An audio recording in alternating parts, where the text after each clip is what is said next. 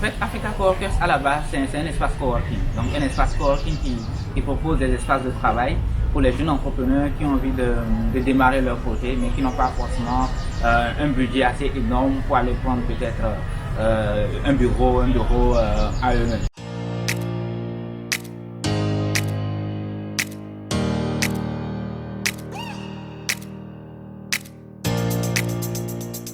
Je suis Dieudonné Chabli, coordonnateur de l'espace Africa Coworkers qui propose aussi un espace d'incubation.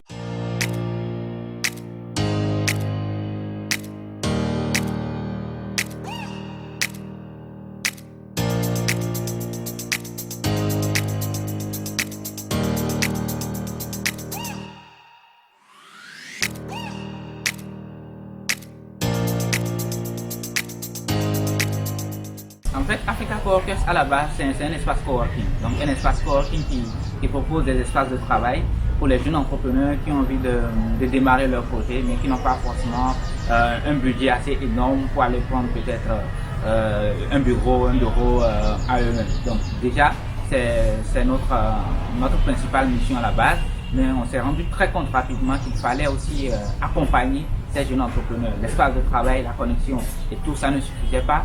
On s'est rendu compte que ces jeunes entrepreneurs avaient également besoin de se faire accompagner sur plusieurs thématiques. Donc on a également lancé un espace d'incubation qui accompagne et structure les idées des jeunes porteurs de projets jusqu'à ce qu'ils puissent décoller, avoir un financement et grandir pour devenir une entreprise.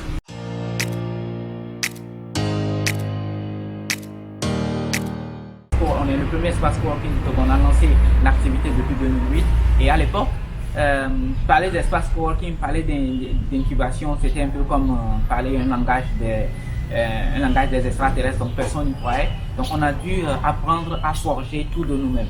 Donc depuis 2008 jusqu'à 2016, tout a été fait sur fond propre, même aujourd'hui actuellement, on roule toujours sur fond propre. 10 ans d'années d'existence que nous avons. Et nous avons quand même eu une subvention auprès de l'Organisation internationale de la francophonie, l'OIF, qui nous a accordé une subvention qui a permis donc de refaire le relooking de l'espace et d'ouvrir encore un autre espace beaucoup plus agréable. On a tout simplement agrandi l'espace et équipé Africa Coworkers de matériel qui nous ont permis donc de pouvoir accueillir plusieurs jeunes entrepreneurs. J'avais déjà lancé ma première entreprise à l'époque qui n'avait pas marché.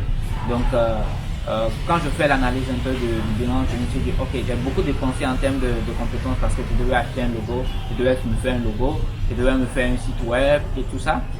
Tout de suite, comme je venais de sortir de l'université en 2008 et autres, j'ai tellement dépensé de l'argent dans ces activités que finalement l'entreprise elle-même n'avait plus de fonds de roulement pour pouvoir se déployer parce qu'il n'y avait pas de financement à l'époque. C'était les fonds que nous avons lorsqu'on était encore au campus, les subventions étudiantiles, c'est ça qu'on a essayé de mobiliser pour acheter les premiers matériels. Donc cette première entreprise n'a pas marché, mais après je me suis dit pourquoi ne pas associer d'autres personnes, on va utiliser le même local puisque c'était dans la pièce à la maison et moi je vais profiter donc de leur expertise et je leur permets à eux de pouvoir utiliser la connexion que moi j'avais à la maison. Donc tout est parti de là et j'ai eu un graphiste qui m'a rejoint, ensuite il y a un développeur d'application qui m'a rejoint, donc on était 3, après on est passé en 5 et finalement on s'est dit waouh, donc ça veut dire qu'il y a d'autres jeunes entrepreneurs qui ont donc le même souci, qui ont cette même difficulté d'avoir un espace, d'avoir des compétences à côté et de pouvoir s'entourer quand même d'autres personnes qui veulent entreprendre. C'est de là où l'idée de Coworkers a été montée. Même à l'époque, on pensait que c'était nous qui avons inventé le mot coworking, en fait le mot Coworkers. Je me rappelle très bien que en 2011, en 2012, je disais à la télé que nous avons inventé un concept nouveau qui s'appelle le coworking, alors que c'est un truc qui existait déjà bien bon. Donc c'est un truc qui est venu tout naturellement. C'est pas qu'on l'a vu quelque part, on a essayé de s'inspirer de quelque part. Non, c'est par rapport au fait que j'ai vécu après ma première entreprise. Et l'importance donc de se faire entourer, d'avoir des compétences gratuitement et de s'échanger des compétences entre entrepreneurs. C'est ça qui a fait que je me suis dit bon, autant lancer un espace coworking où les jeunes entrepreneurs peuvent venir travailler et on va s'entraider ensemble. Et c'est après dans les années 2012-2013 que j'ai compris que voilà, le concept était déjà développé. J'ai commencé par m'informer sur comment ça se faisait aux États-Unis et aujourd'hui, voilà où nous en sommes, Africa Coworkers, avec plus de 5000 personnes qui ont été formées. Nous avons plusieurs success stories parce que ce sont des jeunes entrepreneurs qui ont quitté d'une étape à une autre. Néanmoins, on peut dire que parmi les success stories, il y a d'autres entrepreneurs qui ont vraiment émergé. Je vais parler par exemple de Tarago, qui est un jeune entrepreneur très déterminé, qui a pivoté, c'est-à-dire qu'il avait déjà une première idée à la base, mais qui a changé d'idée au moins 4 fois. Mais aujourd'hui, il est en train de mettre en place une usine de production d'insecticides naturels qui est utilisée donc par plusieurs producteurs agricoles et qui fait donc la fierté de Africa Coworkers.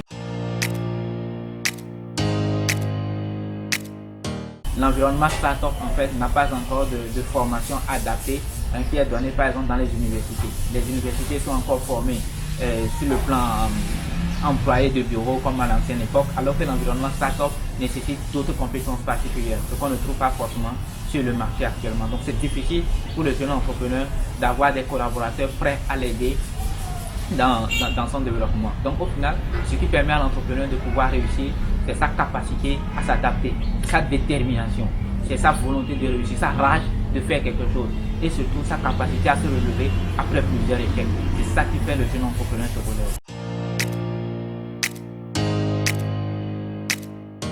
Il faut qu'on essaie de former pour des métiers nouveaux, pas des philosophes, pas des géographes, mais beaucoup plus des marketeurs digitales, par exemple, des community managers. Ce sont des métiers qui n'ont pas encore un cursus bien déterminé pour ce qui est du cas du Togo. Donc le premier niveau, c'est l'éducation. Ensuite, le deuxième niveau, faciliter en tout cas les formalités administratives, aussi bien sur le plan juridique et fiscal pour le jeune entrepreneur. Déjà, ça a commencé par les très fins, le gouvernement fait quand même de gros efforts au niveau de la facilitation des formalités administratives, mais il y a encore, on peut faire encore mieux. Ensuite, troisième chose, je mettrai en place un fonds pour aider ces entrepreneurs-là à pouvoir avoir l'essentiel pour quand même démarrer. Le travail qui est déjà en train d'être fait par le gouvernement est à saluer et est réellement à féliciter, mais il manque encore quelque chose. Il faut qu'ils arrivent donc à prendre des risques, à prendre plus de risques. Entreprendre à 0 francs, ça, je ne crois pas trop. Mais on peut entreprendre à partir de zéro, à partir du néant. Voilà. Donc à partir de zéro, on peut y entreprendre. Mais ça pose encore le débat parce que si quelqu'un vous dit entreprendre à partir de zéro et l'idée que vous avez, ça vaut quoi alors? Voilà. Donc l'idée que vous avez n'est pas zéro.